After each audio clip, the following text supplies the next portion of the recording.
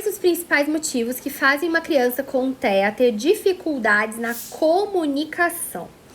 Uma das coisas que a gente precisa entender é que comunicação é uma coisa, linguagem é outra, tá? Então, a gente utiliza a linguagem para nos comunicar. O que acontece? E a gente vai falar isso na Semana da Comunicação no Autismo, hein, galera? Então, ó, quem não se inscreveu ainda, se inscreva. Gratuito, 100% online, 100% gratuito. A Semana da Comunicação no Autismo, vamos falar sobre as questões da comunicação. Então, o que acontece? Uma das áreas que o autismo mais afeta é a comunicação social e a parte de comportamentos restritos, repetitivos, estereotipados. Então, a gente não sabe por que ainda. Então, a gente não tem resposta do porquê que é assim. Simplesmente é assim. Então, assim, existem estudos que trazem que existem alterações neuronais nessas áreas onde a linguagem ela é desenvolvida e, enfim, as pessoas podem trazer interpretações e causas cerebrais, mas isso não tá claro ainda. Não existem ainda estudos, assim, com bom controle experimental que vão nos trazer respostas aí claras, objetivas e tudo. Não existe isso ainda. Então, assim, a gente não tem motivos claros do porquê isso acontece. A gente sabe que isso acontece e a gente que lute para trabalhar essa questão da comunicação. Então, às vezes, as pessoas também, elas têm uma necessidade de entender o porquê das coisas e brigar com o fato como ele é. E aí, a gente sempre fala o seguinte, né? Aceita que dói menos.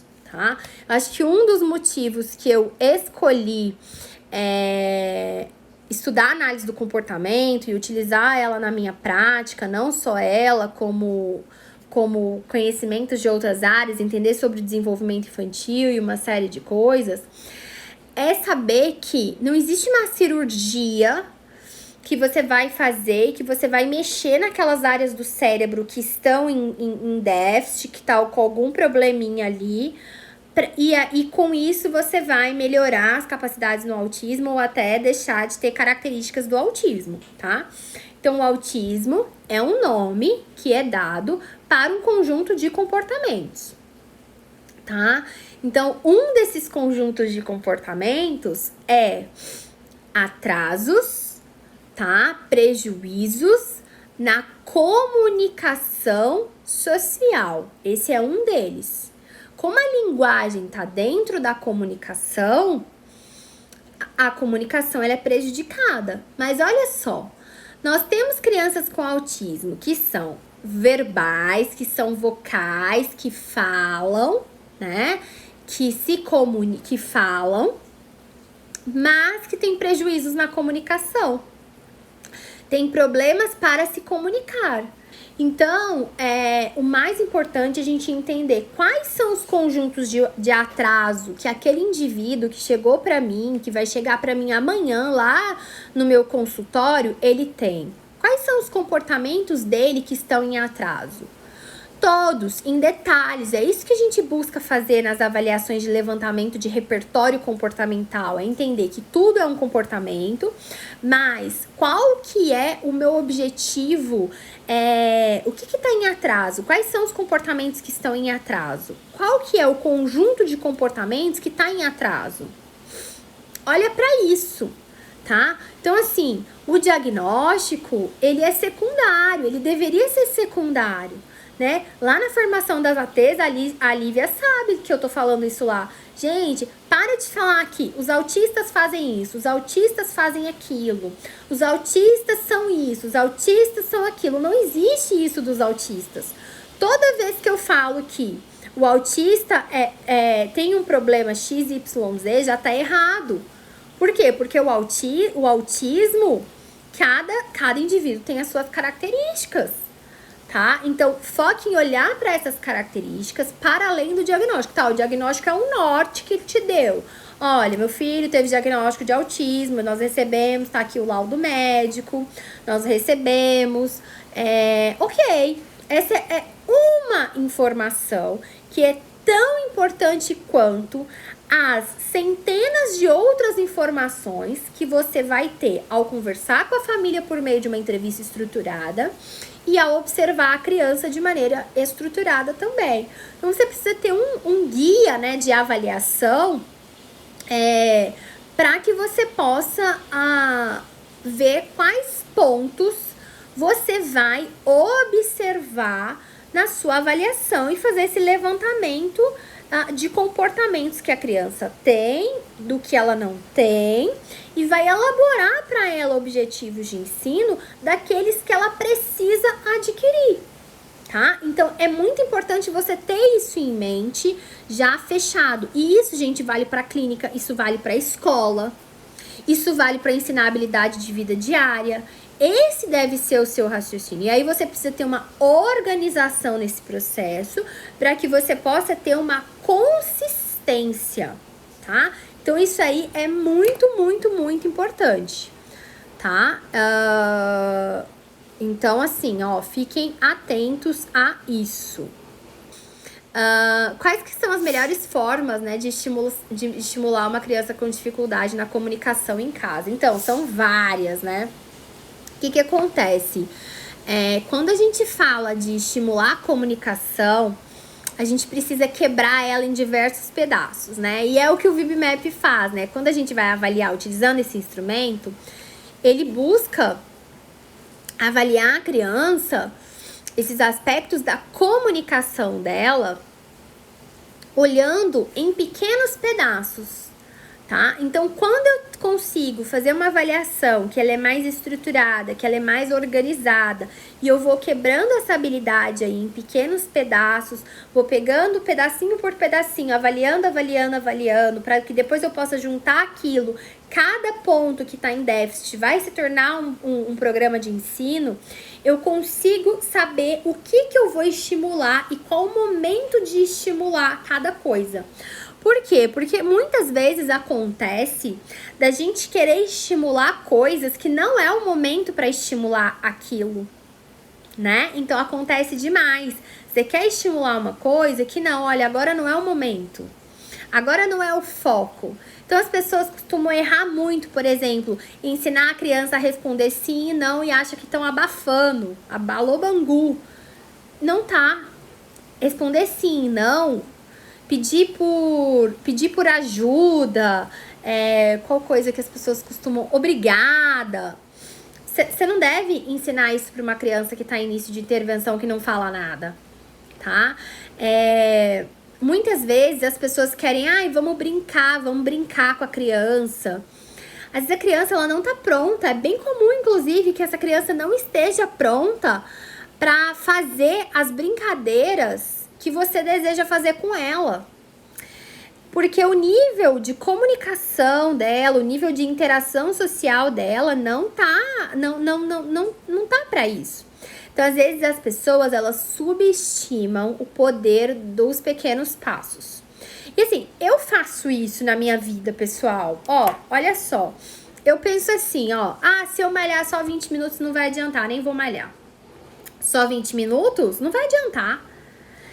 Só que, se eu tivesse malhado pelo menos 20 minutos durante a semana toda, 20 minutos vezes 7, já seriam 140 minutos que eu teria malhado. 140 é melhor que 0 minutos. Não, se for só para eu fazer um exercício mais leve, eu não vou fazer porque o lance é morrer de malhar.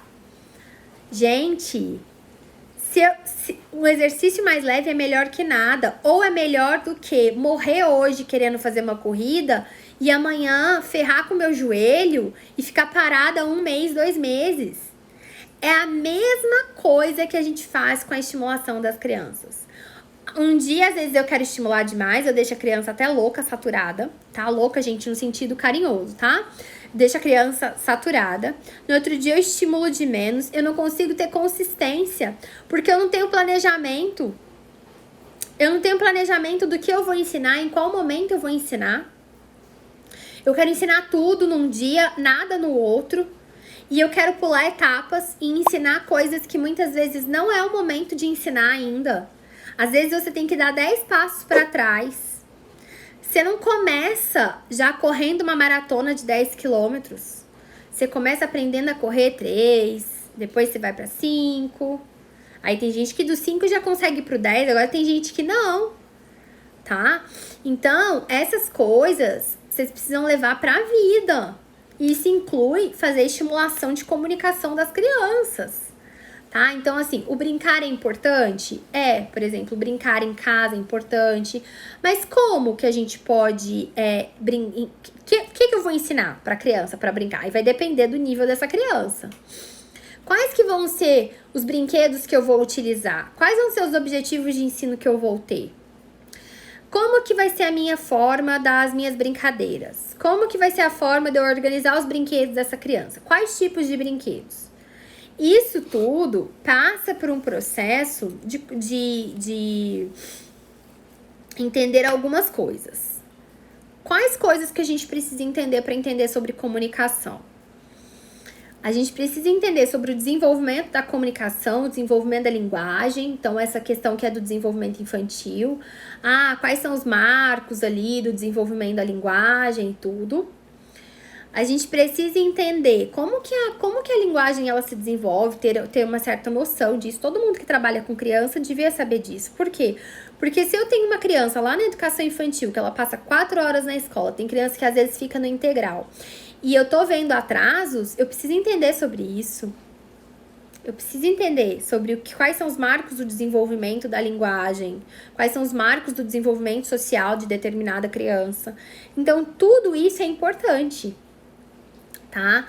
Isso é tão importante que dentro do VibMap, que agora está sendo reformulado, a gente colocou uma aula de desenvolvimento infantil nas diversas áreas, inclusive sensorial. E aí você vai falar pra mim, não, mas eu tô avaliando aqui linguagem, o que o sensorial tem a ver, gente? É parte do desenvolvimento infantil, uma coisa tá conectada com a outra. Uma coisa, ela reflete na outra. Por que o autismo gera esses grandes déficits? Por quê? Porque esse déficit na comunicação que ele tem, esse déficit na interação social, essa questão dos comportamentos restritos, repetitivos, dos interesses restritos, tudo isso, é um efeito dominó. O negócio vai, desanda. Desanda. Por que desanda lá na escola? Por que desanda os comportamentos problema? Por isso, tá? Então, são todas essas coisas que a gente precisa poder entender para que a gente possa intervir. E é aquilo que eu sempre falo, por onde que eu começo? Comece por um processo de avaliação detalhado. E aí, as pessoas não têm paciência, às vezes, de fazer esse processo de avaliação detalhada. Elas querem já passar para intervenção. Elas começam a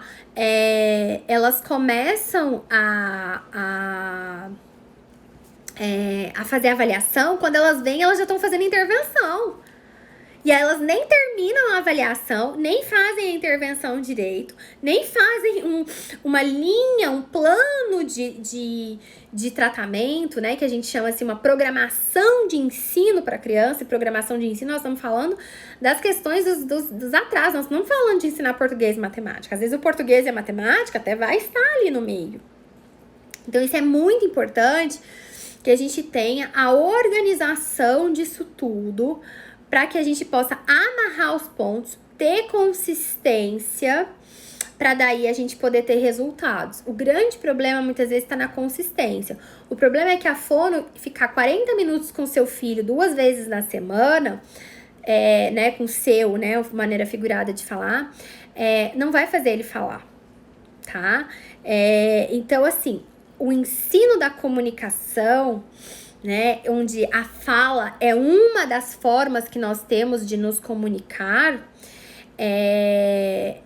ele acontece, gente, o dia inteiro. É o dia inteiro. É cansativo pra caramba, né? É cansativo. Como que vocês acham que eu sei que é cansativo? Porque eu tenho um filho, eu vivo isso 24 horas por dia. É skin on the game. É skin né, in the game, na verdade, né, é o tempo todo aqui, ó, passando por isso, ó, o tempo todo. É o tempo todo corrigindo palavras, é o tempo todo ensinando coisas, é o tempo todo. É na hora que eu tô preparando uma comida, muitas vezes é na hora do banho, a gente bate altos papos na hora do banho. Ele vai me contar as coisas, eu vou falar alguma coisa pra ele, filho, ó, isso aqui pode fazer.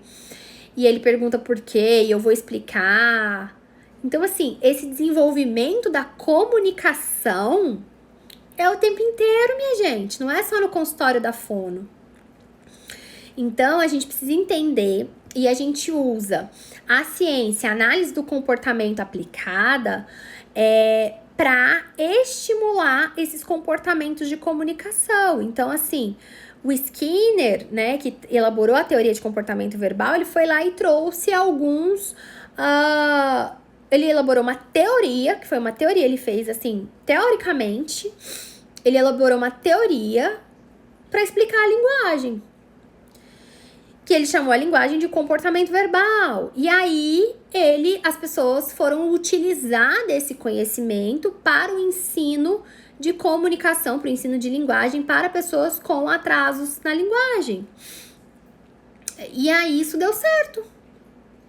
E a gente replica isso e utiliza isso. Então, o que as fonoaudiólogas foram fazer foi, nossa, peraí, essa área foi estudar a linguagem de uma maneira diferente que nós aprendemos na nossa academia, dentro da nossa universidade.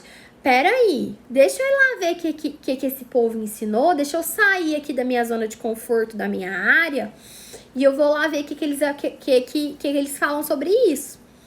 E elas foram adquirindo conhecimento, algumas sim, né? Outras não, outras bateram cabeça e disseram, essa área é minha, aqui você não pode, porque o conselho falou que não pode, aqui você não vem, aqui você não entra, precisamos defender nosso mercado, porque vivem na era da escassez, tem medo de perder cliente, de perder paciente. Então, assim, não quiseram se qualificar e ficaram tentando bater cabeça. Aí nessas brigas de rede social, porque, gente, eu tô aqui na rede social, não é de hoje, não é do ano passado, não é da pandemia, né? Eu tô aqui desde 2016, tá? Então eu tô assim, já vi muita coisa. Então eu tô aqui desde 2016, todo dia.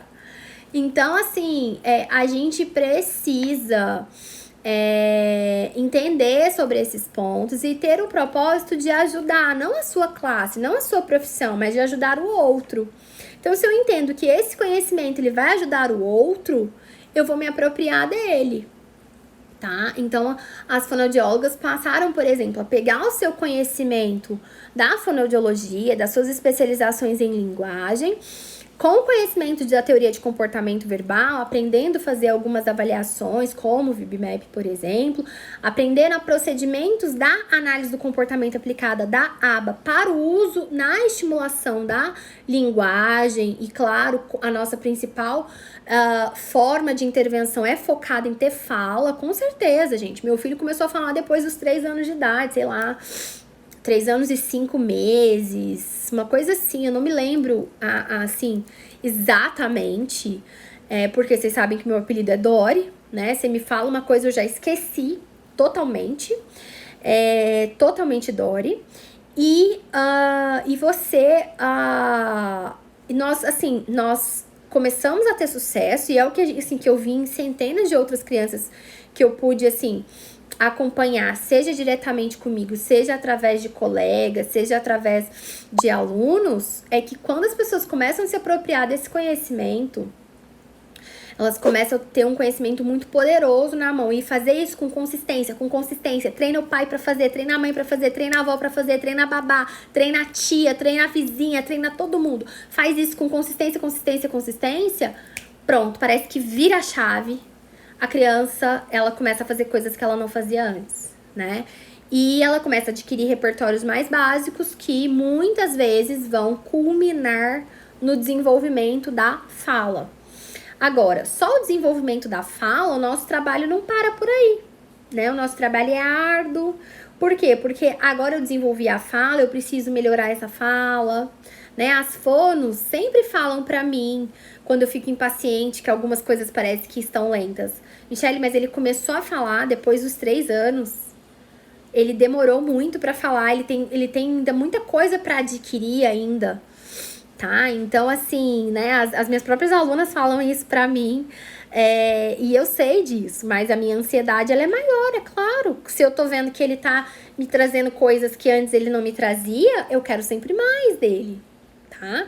Eu vou tentar fazer uma live com o Dioguinho, né? Vocês vão ver quais são as perguntas que ele vai responder, como que ele vai responder, tá? E aí vocês vão vendo que não adianta só ter fala. Por quê? Porque a ecolalia, a criança repetir as coisas, ela tá falando. Repetir cenas de filme, cenas de desenho, ou frases, né, que às vezes ouviu, sei lá, algum dia. Isso não é comunicação. Então a gente tá ensinando constantemente ele a como que ele vai se comunicar. Como que ele aborda as pessoas, né? Que ele deve abordar as pessoas. Então, assim, até hoje a gente tem que falar pra ele quando chega algum amiguinho. Diogo, dá oi pro Joaquim. Diogo, dá oi pro João. Diogo, dá oi pro Arthur. Aí ele, oi, tudo bem? Então, assim, mas a gente tem que dar a dica pra ele. Isso, ele sabe falar oi, ele sabe falar tudo bem, sabe falar o nome dele, sabe perguntar o nome da pessoa. Ele até pergunta até demais. O que você veio fazer aqui? Aí, tá vendo? Falta o quê? O filtro social nele. O que você veio fazer aqui? Hoje ele perguntou pra minha mãe. Vó, o que você veio fazer aqui? Aí ela, eu vim te ver. Aí ele, ah, tá bom. Você ficou com saudade de mim. Então, assim, aí a gente vê, né, que é a questão do filtro social, que é uma coisa que a gente ainda vai ensinar pra ele, né? Até porque ele tem 9 anos. Então, assim, ele solta as pérolas dele, assim, de vez em quando eu posto aqui nos stories, né? As meninas morrem de rir. Essa semana ele falou pra Janine, tava fazendo uma tarefa de matemática, e aí ele falou assim que aquelas noções iniciais da matemática, de quanto você pesa, qual a sua altura, ele tem 9 anos. E aí a Janine perguntou pra ele, a Janine AT, né, perguntou pra ele, quanto você pesa, Diogo? Aí ele respondeu assim, não sei, me carrega, me pega no colo pra você descobrir. Então, assim, aí ela morreu de rir, sabe? São pérolas. Agora mesmo, ele acabou de soltar uma pérola antes de eu começar a live. Foi por isso que eu atrasei uns minutos.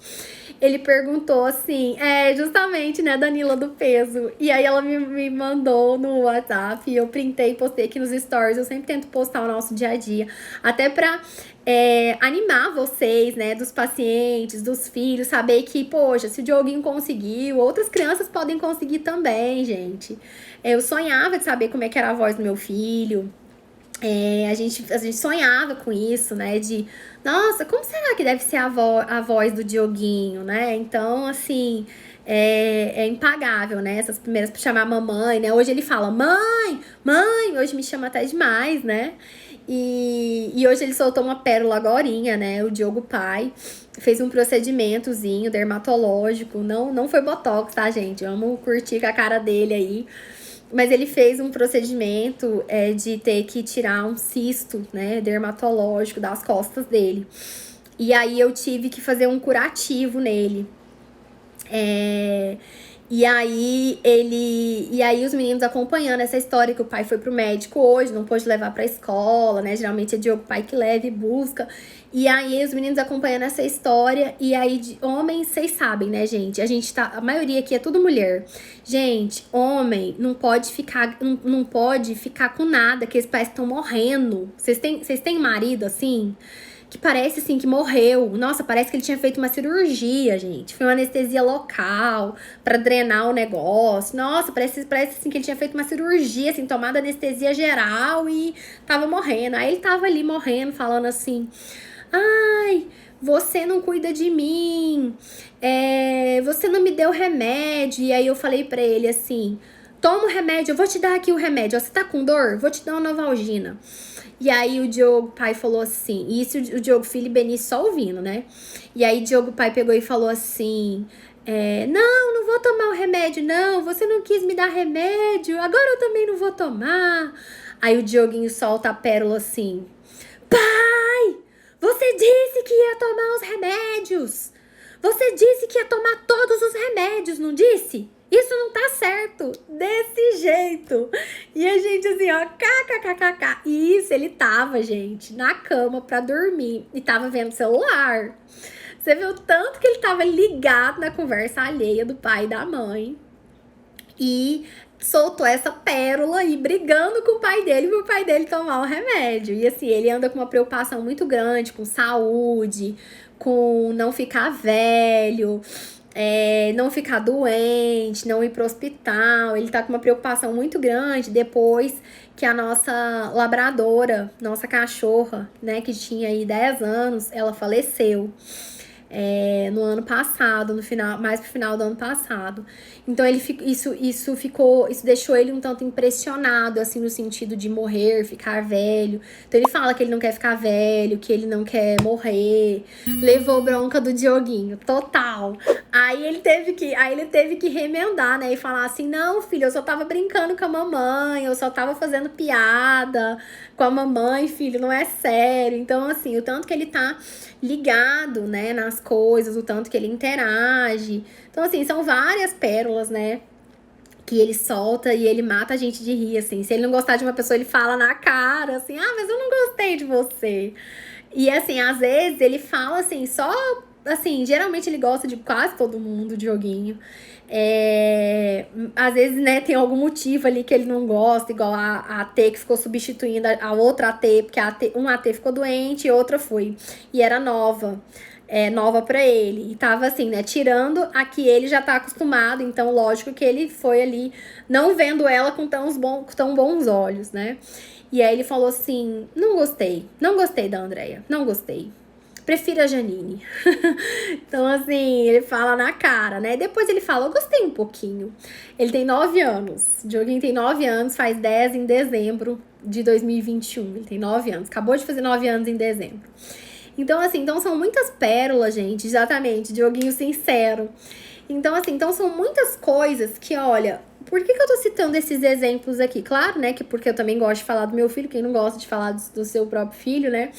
Mas, assim, para que vocês entendam alguns exemplos práticos da capacidade da comunicação. A comunicação para além da linguagem, né? Então, pra gente ter essa noção do que o que vai para além da linguagem, tá? Então, isso é bem, bem importante da gente entender, da gente desenvolver, e que são etapas, são processos, gente. São processos de desde os 2 anos e 5 meses, fazendo intervenção diariamente até hoje, gente. Todo dia, sabe o que é todo dia, de segunda a sexta? Então, tiveram épocas que a gente já fez sábado. Hoje não, hoje é mais tranquilo, é só de segunda a sexta, mas, gente, é o dia inteiro.